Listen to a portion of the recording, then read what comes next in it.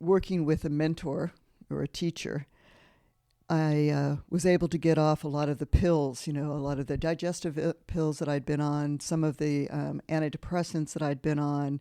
I mean, I had gotten on some sleep pills, and within a year and a half, I was off all my medications and working with herbal formulas and really changing my diet and my lifestyle. Are you curious about discovering ways of making your life better? Then welcome to my podcast. I'm Bob Nickman, and this is The Exploding Human.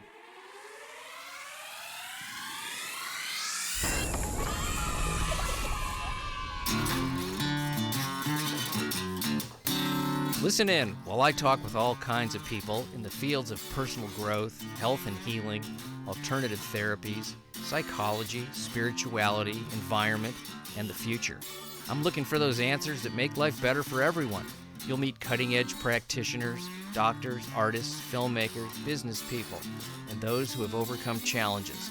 The brave, the curious, anyone who is out there helping us humans to explore, expand, and explode.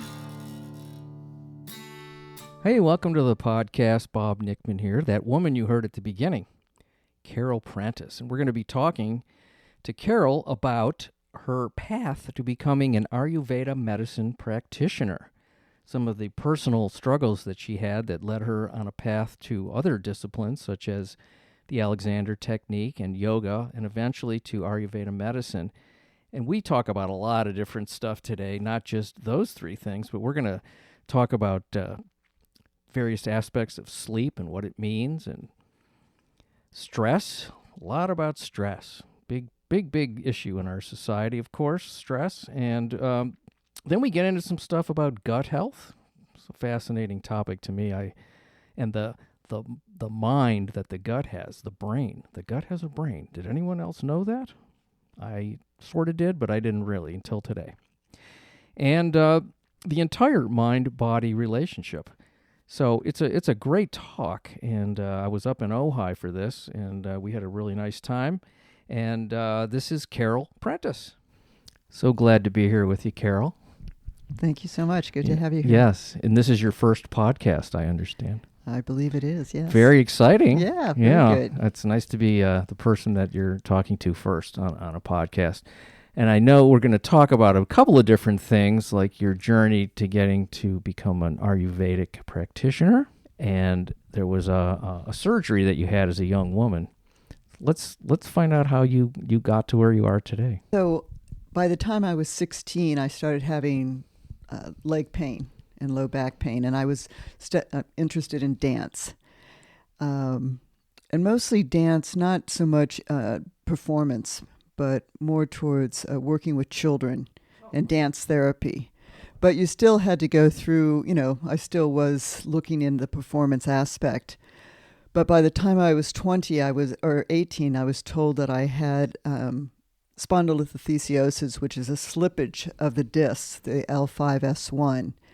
And so I was put in a back brace and given pain medication and ended up having a 3-level spinal fusion in Michigan at the University of Michigan. And, that was back in 1977. So I always call it kind of the dark ages of back surgery, where there wasn't a lot of education. There wasn't too much physical therapy besides, the ultrasound and heat packs, things like that. So after my surgery, I was an athletic person, so I went back into swimming and just working out. And I was feeling better. I was in a body cast for 3 months, which they don't do anymore. So within the next year, I applied to Western Michigan University and enrolled in the dance department, and it's like a psychology minor or something. But it was Eric Hawkins dance, so it was a lot of pelvic movement. So within 2 years, my fusion started coming apart, and I was starting to have leg pain. And it was, one of those succinct moments in one's life where my dance teacher had invited an Alexander teacher to come and work with us for a period of, I think, 5 days or something, Marge Barstow from Lincoln, Nebraska. And it was in that moment of that time of working with her that it was like, oh, it's how I'm using myself that's recreating my problem. And as a dancer, I mean, I had a pretty sway back, and was very held, somewhat rigid, but thought I had good posture because I was always very upright. But she showed me how I was, creating so much more tension in my body than I needed. And when I did a plie with her, it was just like, I mean, I think I started crying because it just dawned on me that I didn't have to go have another fusion, which is what the doctor had said I would need. So I dropped out of college. I ended up moving to Santa Barbara and studying the Alexander technique with Michael Frederick and his wife. And then within 3 years, I went to San Francisco to train with a man named Frank Ottewell. So it's a 3-year, 5 days a week, 3 hours a day, intensive work. And it really transformed the way I moved myself. And also the way, I mean, it was a mental, emotional, physical kind of re-education. I mean, I think I spent the first 2 years kind of either lying on the floor, crying, just because of tears and of release. And so that was the beginning of my journey. But in that process of having a 3-level spinal fusion, I also began to have some digestive issues, throughout my 20s. I dealt with a lot of depression from having a lot of pain, and a few other things. And so in trying to, work through all of that over a period of time, I got interested in, started reading Deepak Chopra's book on Ayurveda, and trying to really in the beginning just trying to work on myself and diagnose myself and try to figure out, how I could help myself. But as, most things go, a book can only teach you so much. And it just happened that I was living up in Grass Valley, Nevada City, and one of the premier schools, the California College of Ayurveda, was in my back door. And so I did their program. It was a 2-year program. And so I became a clinical Ayurvedic specialist. And working with a mentor or a teacher, I was able to get off a lot of the pills, a lot of the digestive pills that I'd been on, some of the antidepressants that I'd been on. I mean, I had gotten on some sleep pills, and within a year and a half, I was off all my medications and working with herbal formulas and really changing my diet and my lifestyle and the things that, from waking up and having a warm glass of water to, sitting and having oatmeal instead of having coffee and toast and running out the door, which was creating much more dryness in my body. And, I was dealing with, I had dealt with constipation for years from having a, 3-level spinal fusion. So it was just, it's a journey. You learn what you need and then you teach it. I just love how you were living close to the place you wound up studying at. It's, that's you're being guided by something that you didn't know was even there probably at the time, and there you are. Right. I mean, I literally got a card in the mail about this the weekend program that was happening. And I was at this point where I was just like, oh my gosh, this is what I have to do. And everything sort of fell into place and it worked out perfectly. A card in the mail. Wow, it just came to you. Yeah. Here it is. Yeah. Want to study Ayurveda. Yeah, like you need new replacement windows. You need to study Ayurvedic medicine. I mean, I might have signed up for something somewhere and gotten on somebody's list, but the timing that it came was just, it was one of those, again, sort of like Marge coming to the college and showing me the Alexander technique. Exactly. Another thing, especially this is in Michigan, which you wouldn't think, right? Right. You wouldn't think that would even wind up in Michigan at a college somewhere in the 70s, right? This was, late 70s. Yeah. Right. Because I never heard about any of this stuff till, 20 years ago maybe. And we're going to talk a little bit more about Ayurvedic. What is it? most people don't know. They hear the word, they know it's from India. What is the discipline, the study? What is it about? What is the basic essence of what that work is? It's the wisdom of aging, or the wisdom of longevity. I mean, Ira means knowledge or wisdom, and Veda means, the science of. So, I really think of it as the wisdom to aging. And, how wonderful is that? And it's so all-encompassing because it deals with, looking at your diet and, your lifestyle patterns and changing habits, and the three disciplines that I teach, which is the yoga, Ayurveda, and the Alexander technique, are all about observation and awareness. Because until you have awareness, it's hard to make changes. Because, most of our habits, from what we eat in the morning or throughout the day to how we sit to, our breath, they seem okay for a long time, until maybe something, sort of starts to go wrong. And then we start to look at it. And they also, I think, work on treating the whole person versus looking at the part that's hurts or, doesn't feel good. With my back operation, it was always my low back. And then, then I started having neck problems and my arms started going numb, and then they wanted to fuse my neck. Oh. And so then when I started working with the Alexander technique and looking at my whole self in movement, that things began to fall away and I didn't have that chronic pain anymore. And with Ayurveda, it was looking at, Ayurveda talks about finding out more about what your, what they call your constitution, or in Sanskrit, your prakruti, versus your vakruti, which is your imbalances that you're having. And when you begin to understand those two things and where they're coming from, you begin to look at things differently. I mean, Ayurveda looks at the five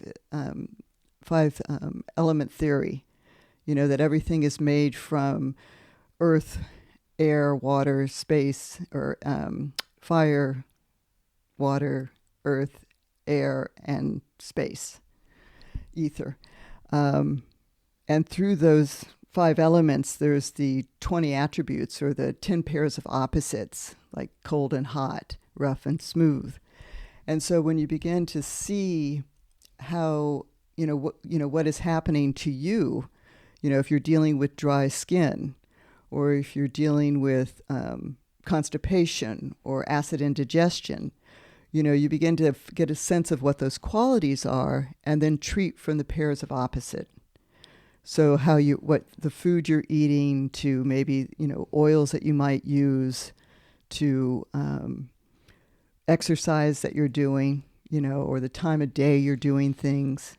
This aspect of, dinacharya, which is your daily routines, and how you can structure your day in order to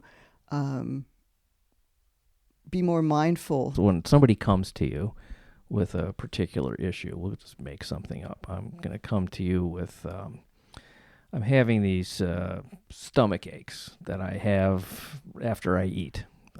I don't have that, but I'm going to say that. You would talk to me about a lot of different things at that point, right? What time do you get up? What do you eat? What's your daily work schedule like?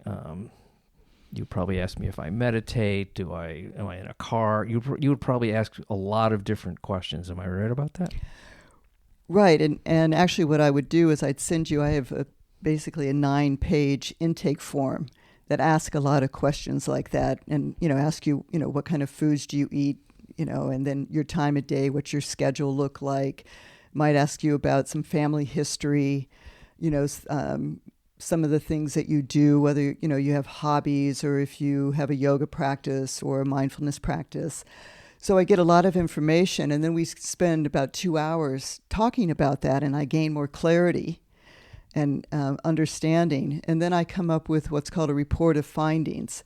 And so I'll spend another hour with you kind of going over that and telling you more about kind of where your Vikruti, your constitution is, and then where these imbalances are coming in. And your stomach, issues that you're dealing with, we would talk about, so, things that I've noticed, so when you're eating these raw foods, do you find after that, that you got more of that bloating and sort of more of that pain in your stomach? And so then making suggestions on, instead of eating raw foods, maybe having more cooked foods, and maybe eating your lunch, maybe making that the biggest meal of the day. And at dinner, maybe not eating so heavy so that you don't have that issue come up, just before bed. So you're experimenting a little bit with trying a few things that historically have worked for people with those symptoms. Yeah. I mean, because not everybody deals, even the same stomach problem isn't going to be the same for you as it is for me. Mm-hmm. And so then, I'll give some suggestions, and I might give like an herbal formula that's good for digestion that might help stoke what we call your digestive fire, and see how that does. And then maybe if you weren't sleeping well, talk to you about that, your sleeping patterns. Maybe offer some, as a yoga teacher, yoga and Ayurveda are sister sciences to each other. And so, sometimes offering some yoga asana practice that helps with digestion, that can be helpful. So it's really a process, and then people come back, they might come back once a week for a period of time, and then every other week, and then maybe once a month for a check-in, once or twice a year after that. It just depends, how long the symptom has been going on. And then, it takes time to have it go away, and because, again, it's hard to change our habit patterns. And so when you give somebody something to do, something different to change, it takes a while to, I did that for 2 days, but then it kind of, and then, I've had people where they'll say, you look really good for, how do you eat? What do you do? And I'll tell them, and they'll go, I could never do that. That's the first thing they say. Right. It's like, I want the result of, being slimmer and healthier looking. Or vibrant. Yeah, but right. I'm not going to do that. Right. Well, then why'd you ask me? Not that I'm like any kind of amazing specimen, but I'm in decent shape for my age, and I'm mindful of what I eat, and not everything. I'm not 100% amazing, but none of us are. Yeah. And from a Western point of view in medicine, sometimes we're very, we go to a doctor, we tell them about our symptoms, they write a prescription, they give us a pill, we might take it and it might, get rid of that acid indigestion, but then over time, maybe now it's starting to create something else. But we're a society that loves quick fixes. Yeah. And so, with Ayurveda or yoga or the Alexander technique, it's having that mindfulness awareness, and that takes time. And you have to be willing to look at yourself in kind of all these different aspects, and sort of get rid of the things that all right, this isn't working for me anymore. Okay, I really got to not focus on that and go here. When I'm sitting at my computer from an Alexander point of view and I notice myself hunched over, okay, can I stop for a moment and come back to, easing my neck, letting my head go forward and up, letting my back lengthen and widen, and then come back to the computer. And I might have to do that in the beginning, over and over and over again. But over time, now I'm not having so much backache or neck pain when I'm sitting at my computer because I'm more balanced. Mm-hmm. Things like that. I mean, but it's no quick, easy fix. I mean, I've been studying the Alexander work for 33 years, Ayurvedic for 10 years. I mean, yoga I've been studying since the 80s, but it really wasn't until I met DKV Deskachar that I really saw or worked with what I felt was more mindful yoga. It was breath-centered, And for me, it was so connected to the Alexander technique, where it had this sense of, the breath led the movement. And with Alexander technique, it's the sense that the head leads, the body follows. And working more from this aspect of being able to stop, look, and listen. And it created more of that inner work versus, that outer gym work that yoga has become in lots of ways. It almost seems like, as you were talking, the sense I get from modern life is that it's too fast for this kind of work, in a sense. Not that you can't do it, but that you have to move at a different pace than what a lot of the world moves at. It's a slower sort of, mindful is the word you used, and that really is what it is. It seems that the way the society's set up makes it even harder now. I mean, things moved slower when I was younger. At least I think they did. Right. I mean, I grew up in the 60s, 70s. We didn't have the computer. We played outdoors more. We were more, connected to our friends face to face. We weren't on Facebook, and so, and we didn't have Google at our touch, to, look up anything and to know, all the, ask a question here, let me Google it. And we took more, I don't know, I think it was slower. We took more time. We had more leisure time, in a sense that was more, just hanging out. And now it's sort of like, leisure time, even, I watch people who are on vacation and they're all still connected to their phones and, they're on Facebook sitting by the pool in Hawaii, but looking on their phone. So sometimes we just have to close it all down to be more open to what's around us and more open to what's within us. I'll tell you something I do have right now, snoring, which I didn't have as much. I don't know what's causing it. I do feel some congestion in my sinus, not a ton. Mm-hmm. I mean, I'm breathing okay, but I can feel a little tightness. I don't know if that's what's causing it. I don't know if it's diet. I don't know exactly what it is. I don't know if it's some sort of tension thing. I have no idea. What would you, and I'm getting a free diagnosis here. And my wife will thank you. She's like, you got to sleep in the other room. You're snoring too much. I mean, so I would ask you, are you doing anything different at night when you sleep? Are you still, do you sleep on, the right or left side? Or you sleep on your back? Or you probably not on your stomach, but. I do every possible position. I move around a lot. Okay. It's fitful sometimes. Uh-huh. I go to sleep pretty quickly, though. And I usually start out on my back. And do you notice, so are you more of a mouth breather? Like when you're out walking and kind of exercising, do you find that you're breathing more through your mouth than your nose? I can't. I'm unaware. Uh-huh.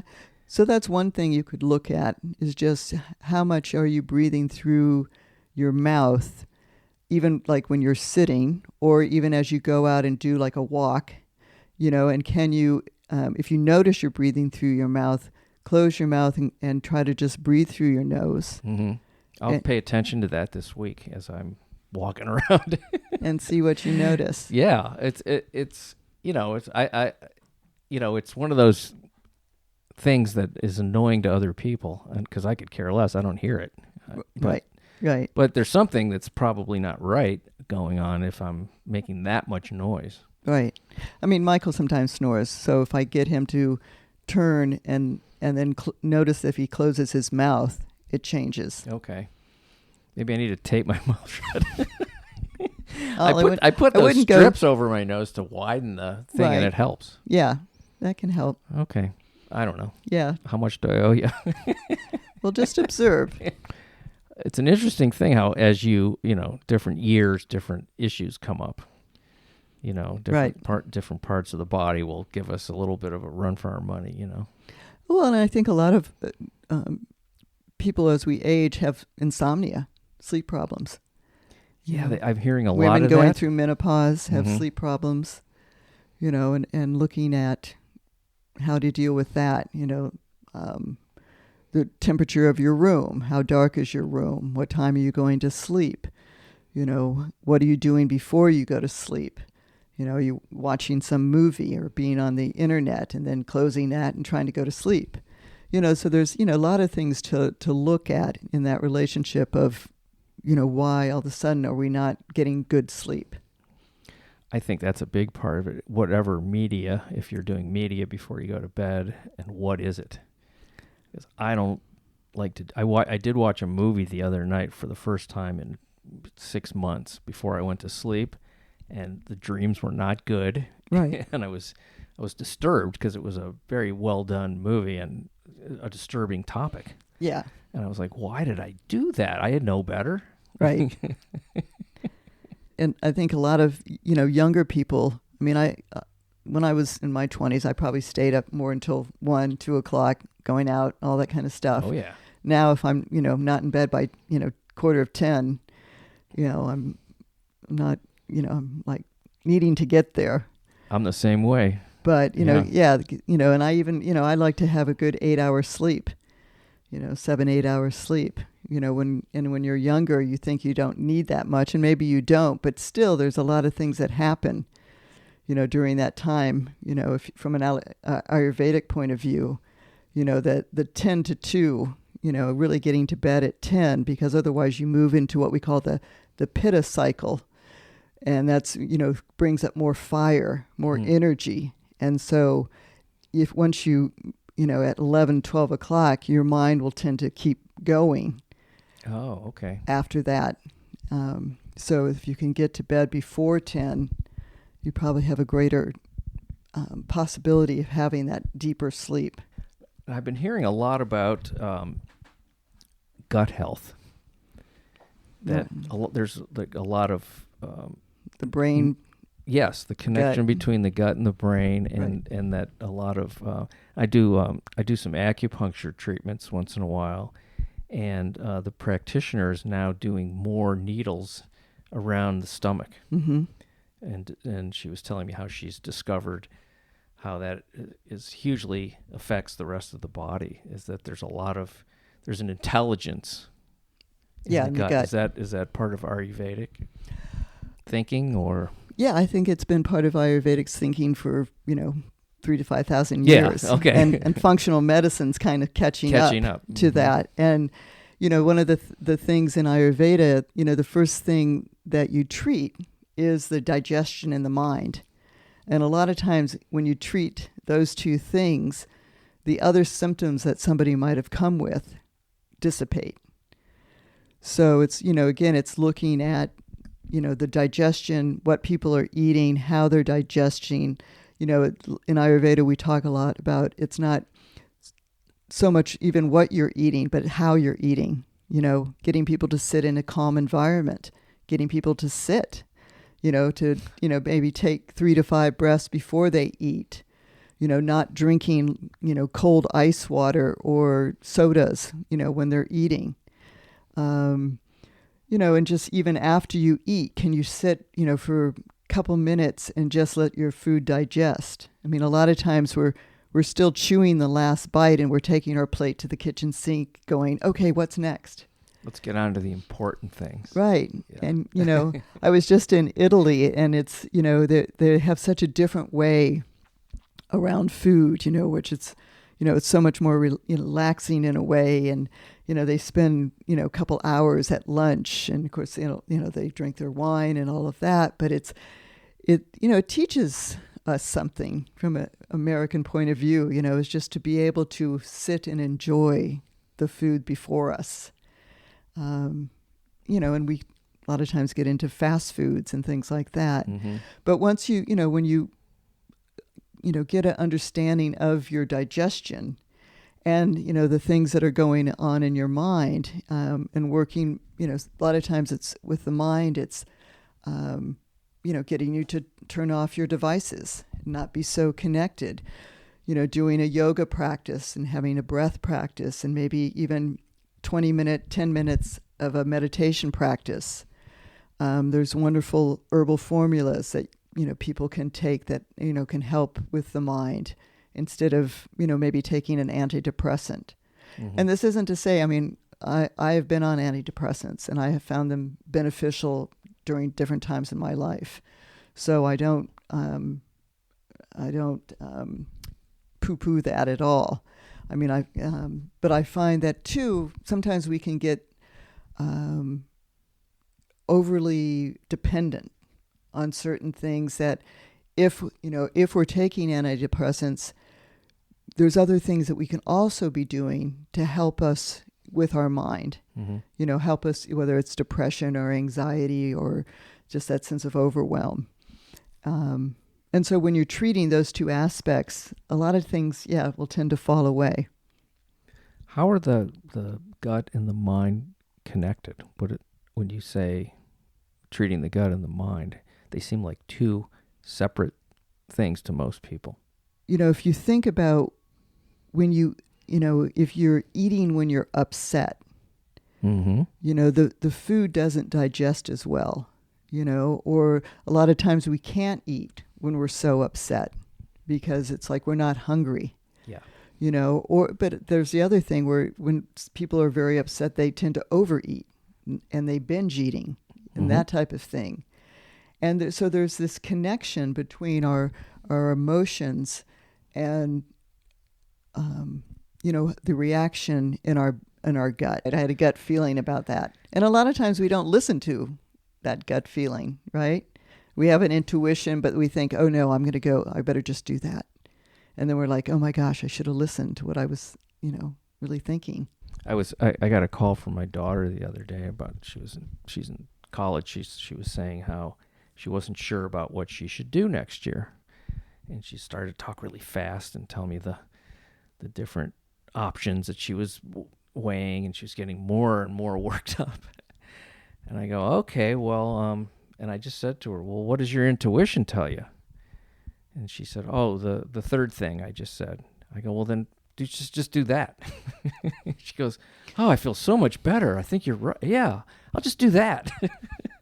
Thanks, Dad. Yeah, it was just, usually when it comes down to it, when you have to make a decision, that's the thing. A lot of people don't take the time to really look at, like, what is that creative part of you, that intuitive part telling you. And sometimes when we express ourselves to somebody else and go through it and hear it, and then they ask a question like, well, what does your intuition say? Then it's like you can, oh, yeah, it's the third thing. And the thing about intuition, though, it does finally put it on you to make that decision. There's a responsibility part of trusting that maybe, some people might not want to do that, because if it doesn't go the way you want, and it's like, well, I did pick this and I picked it from the deepest part of myself and it still didn't work out. Right. Well, I think we might have all had that happen to us too. Of course. Right? Of course. But you learn from those probably even more so. Yeah. Now, do you work here in Ojai mostly? Yes, I work in Ojai and Santa Barbara. Mm-hmm. And I go to Los Angeles. I go with Michael, and we teach at the Baron Brown acting studio there. Yes. And if you haven't listened, podcast listeners, the Michael Frederick Alexander Technique podcast was probably on right before this one. Yeah, take a listen. So they both teach Alexander Technique. And so check that one out if you haven't done that. I'm plugging my own thing. Very good. As we do that. Are you finding any certain patterns in what people are coming to you for changing, or is it just kind of been the same for a long time? Overall stress on all its different forms people come for. From an Ayurvedic point of view, there's a lot of digestion issues. I work a lot with women who are going through the change of life and dealing with those symptoms. I would say, and then also the mental emotional aspect of, dealing with anxiety and fear and wanting to, approach it from a more holistic standpoint. And make some changes that way. So, but I think the underlying aspect of all of it, is stress, and how are we in our society today dealing with stress, from a more positive, holistic point of view versus, just keep pushing through it. I always hear people saying, I'm so stressed out. And I'm thinking, what are the specifics of that? What are you stressed out about? For me, it's usually just having to make a living and survive. That's a big one. Financial aspect of people's lives is a big one. Yeah. I think from, I have 2 daughters who are in their 20s, and, from their aspect, it's creating a balanced life, having their work and their friends, and, doing things that are important to them, and being able to find a balance for that. And I really give a lot of them credit that they are looking more holistically these days at ways to approach how to deal with the stress in their life, and maybe to learn how to meditate and maybe do some yoga, and things like that. When they say they're stressed, what are they mostly stressed about? Balancing? Yeah, I think sometimes it's a time constraint thing. It's like, I don't have the time to do. Yeah, how do I manage my day, or my life on the whole, or find that job that's really that it speaks to me, that they're more interested in working in a field that is going to be, that's going to help change aspects of our world versus just, taking any kind of job. Yeah, and I think finances, can be a big part. I know my one daughter lives in Oakland, and San Francisco, that area is probably one of the most expensive places to live right now. And so she lives with probably, I think, about 4 other women, who all are working and, trying to make things happen, and, have a job and a home, and Sure. money to do things, all that kind of stuff, and then find balance. Trying not to worry and spend time being anxious about am I going to get what I want and when. It's living too much in the future, right? And the anxiety of what's going to happen if I don't get those things. And also, you're not living in the moment when you're doing that. You're like, well, when I get X, Y, and Z, then I can relax. Right. But do we ever get to X, Y, and Z? No. Right. No. Right. No. Have you ever had all your ducks in order, as they say? One keeps going out of order. Right. Always something. I don't know which one it's going to be. If I've learned anything over decades of being alive, it's like that's never going to happen, and that's okay. And it really comes down to present moment awareness and living here in the now, and not so much worrying about the future or, regretting something in the past or, the shoulda, woulda, couldas. I keep coming back to that image of the 2-hour lunch in Italy. Is that where you were? Yeah. Yeah. I keep coming back to that, and I'm thinking, like, if that were to happen here, that would be considered lazy. A 2-hour lunch. What are these people doing? They're not accomplishing. They're just messing around. And I'm sure there it's like, well, we're living, that we're enjoying our day. We're having companionship and friendship and laughing and enjoying being alive. Right. And we're doing that for this nice chunk of the afternoon because work isn't everything. If you did that here at a company, what'd you do today, Bob? Well, me and a couple of the people, we went out, we had a 2-hour lunch, and we just talked and laughed, and some of our families came, and we had a really nice time. You're fired. You're out. That's probably what would happen.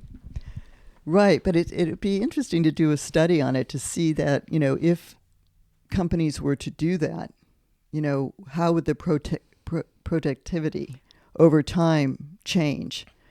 I was watching something on 60 Minutes last night about this man in Italy. It was all about Italy, and his company, and I can't think of it at the time now, but they take a break and they all go and eat in this cafeteria, and they have I think it was close to a 2-hour lunch, and he has one of the most successful companies, and the productivity and and the people who work there and stay there and enjoy life. Yeah. It's got employee loyalty and people enjoying what they're doing. And I think, I mean, if... And how much do you need? That's right. the other question. But I think, if you look at places like Google, and, they've created places in Silicon Valley that have a lot of that. They have them playing volleyball and, taking more time off, or, have sleep areas, things like that. So I think, slowly some companies maybe are catching on that you have to give a little bit more in ways that are going to help people reduce their stress, so that in the end, they're actually being more accomplished, even though they might be working less. They're working from a clearer set of, their mind is clearer and they're happier and their production is, better. When I think about office type work, which I've never really done much of, I ran from it. I was like, I can't, I'm alive a certain number of years. Is that what I want to do with my time? Because really, what do you have when you're born? You have a body, which hopefully is in pretty decent shape. And you have a certain amount of time, which is unknown. Right. And then you have a spirit. So how do you take care of your body? How do you spend your time? How do you develop or nurture that spirit? Those are the only really the three questions. And I kept thinking when I was younger, it's like, how do I want to spend my time on Earth?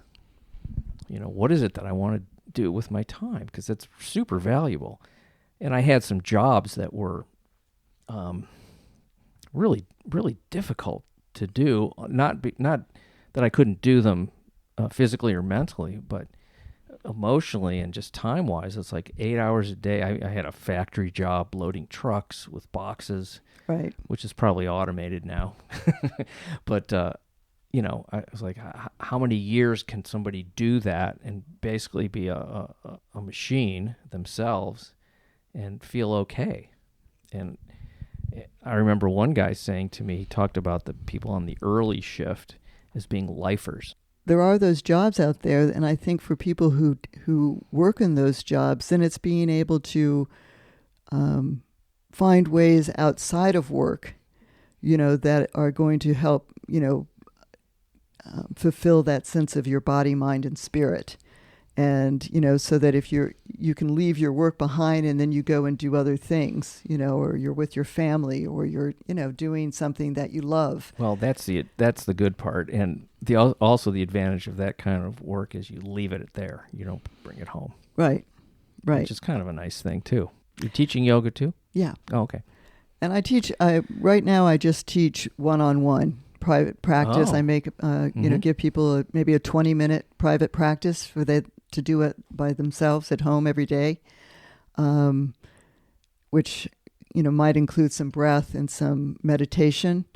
But sometimes, just, getting people to do a private practice, and they might also go to yoga classes and things like that, but it can be life-changing. But I can be found at, CAROLPRENTICE.com. No E in Carol. No E in Carol. 2 S's in Prentice. And I also run a Ojai Women's Retreat here in Ojai at the Pepper Tree Retreat. That's out in the East End, and it's a 5-day workshop that happens at the end of August.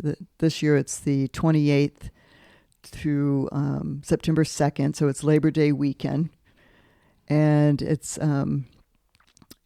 it's with Ayurveda yoga and the Alexander technique, and I'm teaching this year with a woman named Mary Thompson. And so and we generally just take 10 women, so it's a pretty small, intimate setting, and we do every day we're doing aspects of, we have a yoga practice in the morning, and we talk about the Yoga Sutras and how it relates to our everyday life now, and then we work with the Alexander technique and then Ayurveda, and we talk about the 5 sense therapies, and we give people, things that they take home to put into practice, and really looking at how they can de-stress in their life, and then, the tools that when you leave that you can apply to your everyday life. So that's another thing, and that's at ojairetreats.com. Yeah, I think this will be my 4th year here in Ojai, and then I did it for 3 years in Hawaii. Oh, wow. It sounds amazing. Yeah, it's really, I love it. Yeah, it makes me want to be a woman for the weekend.